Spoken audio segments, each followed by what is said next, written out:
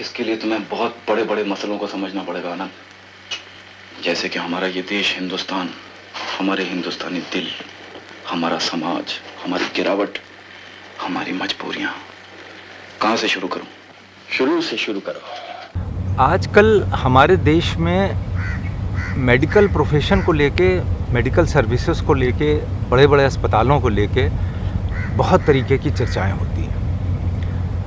Public की कुछ ऐसी धारणा बनती जा रही है कि बड़े अस्पतालों में बड़ी लूट खसोट है, डॉक्टर्स बहुत तरह तरह से कमीशन उनका बंधा हुआ है दवाइयाँ लिखने में, और इस तरीके की दूसरी बहुत सी चीज़ें सुनते जा रहे हैं। और भगवान का रूप डॉक्टर हुआ करता था और आज भी है। आज भी अगर हमारा जीवन है तो वो डॉक्टरों की वजह से ही है जो सुरक्षित है।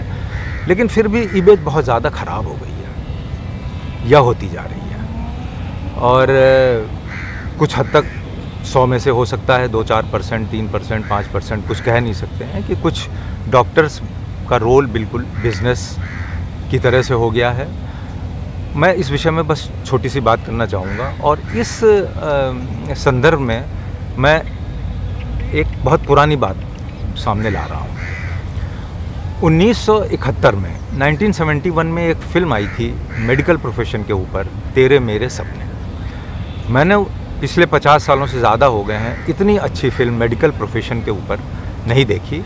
आइए पहले तो उस फिल्म का थोड़ा सा रिव्यू बताते हैं कि हो सकता है इस वक्त जो लोग देख रहे हैं उन्होंने ये फिल्म ना देखी हो, और अगर ना देखी हो तो ज़रूर देखें। विजय आनंद के डायरेक्शन में ये फिल्म बनी थी और इसमें देवानंद हीरो थे।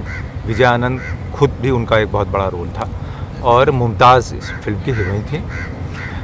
देवानंद एक डॉक्टर थे जो कि विदेश से पढ़ाई करके आते हैं। एक दिन तुम पछता कर वापस आओ और तब जिंदगी के सबसे कीमती बरस बर्बाद हो चुके होंगे। देखो आनंद, तुम्हारी काबिलियत और मेरी पहुंच, अगर हम दोनों मिलकर बंबई में प्रैक्टिस शुरू करें तो 2 ही साल में माला माल हो सकते हैं। बहरहाल तुम्हें व्यापारी बनना चाहिए था, डॉक्टर नहीं। मैं तो बस इतना सोचता हूँ कि गांव को मेरी ज्यादा जरूरत है। और उनकी बहुत इच्छा थी, जैसे कि उस ज़माने में होता था और आज भी होता है, कि मैं जाके अपने देश में गांव में सेवा करूँगा।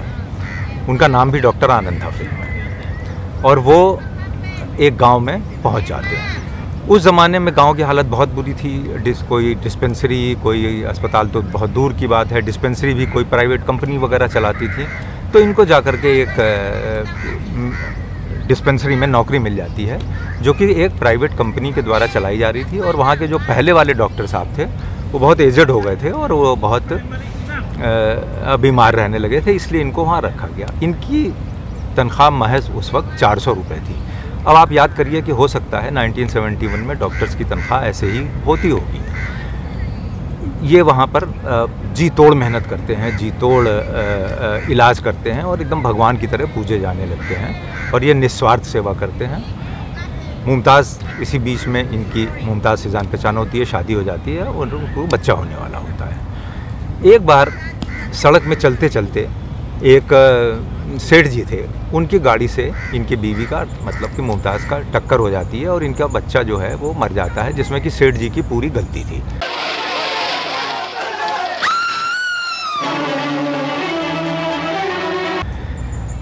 ये बहुत ज़्यादा डिस्टर्ब हो जाते हैं, विचलित हो जाते हैं। मामला कोर्ट में जाता है। ये सेठ जी को चैलेंज भी करते हैं कि मैं आपको कोर्ट में देख लूँगा, लेकिन सेठ जी के पास बहुत पैसा होता है, वो वहाँ से बरी हो जाते हैं और कुछ नहीं होता। सेठ माधोचंद। डॉक्टर आनंद, मैं सिर्फ ये समझाने आया हूँ कि वकीलों और अदालतों के चक्कर में कुछ नहीं रखा। इस एक्सीडेंट का मुझे बहुत अफसोस है। मेरी तरफ से ये अपनी बीवी को दे देना। ये क्या है सेठ जी?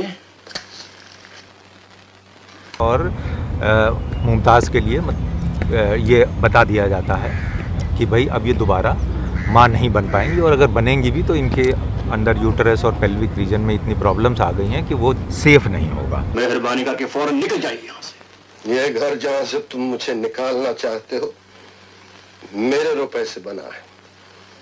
वो अस्पताल जहाँ तुम नौकरी करते हो मेरे चंदे से चलता है।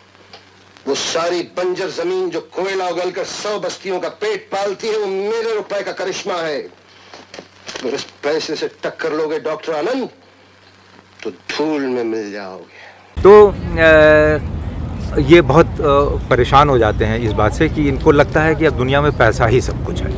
तुम्हारे रुपए से बना है ये मकान तो हराम है मेरा यहाँ रहना। तुम्हारे रुपए से चलता है वो अस्पताल तो हराम है मेरा वहाँ काम करना। और अगर मैं धूल में मिल जाता हूँ सेठ तो मिल जाऊं, लेकिन कसम है मुझे उस बच्चे की जिसकी तुमने जान ली कि मैं तुम्हें जेल भिजवा कर होगा। मैं भी सड़क पार करने के लिए पास ही खड़ा था।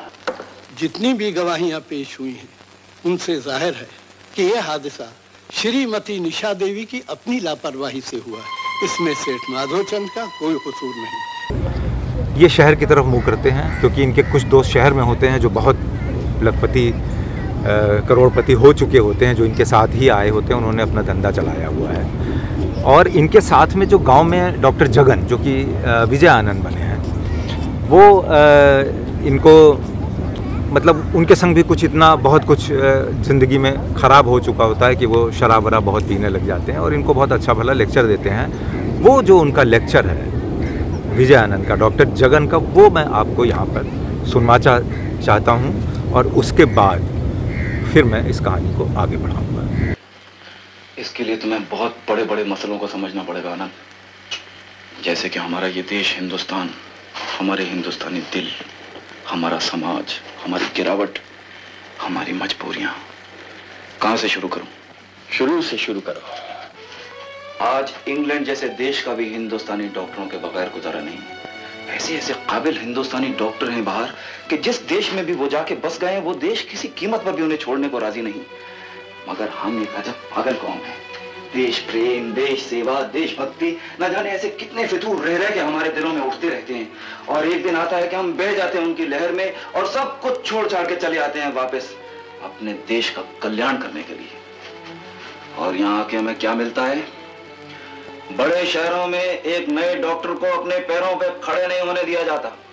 उसे अस्पताल चाहिए, डिस्पेंसरी चाहिए, ऑपरेशन थिएटर चाहिए, एक्सरे मशीनें चाहिए, 100 तरह के औजार चाहिए और सबसे बढ़ के उसे चाहिए अपने साथियों की हमदर्दी, उनका सहारा। मगर ये सब मांगने से नहीं मिलता आनंद। हाँ, मिल जाती है किसी छोटे मोटे शहर के छोटे मोटे अस्पताल में कोई छोटी मोटी नौकरी, मगर इसके लिए काबिलियत नहीं चाहिए, MRCOG की डिग्री नहीं चाहिए। इसके लिए चाहिए सिफारिश। आदमी दौड़ भाग करता है, फाके भी कर लेता है, महीना, 2 महीने, 6 महीने, यहां तक कि उसके चाहने वाले भी उसे छोड़कर चले जाते हैं। फिर एक दिन तंग आकर या तो वो वापस भाग जाता है या ऐसी किसी जगह में छुपकर अपने आंसू पीता रहता है। हालात इतने खराब हैं, मैं मानता हूं जगन, लेकिन अगर हम तुम ही हार मान गए तो इन्हें सुधारेगा कौन? तुम सुधारो हालात को भी, हम जैसों को भी।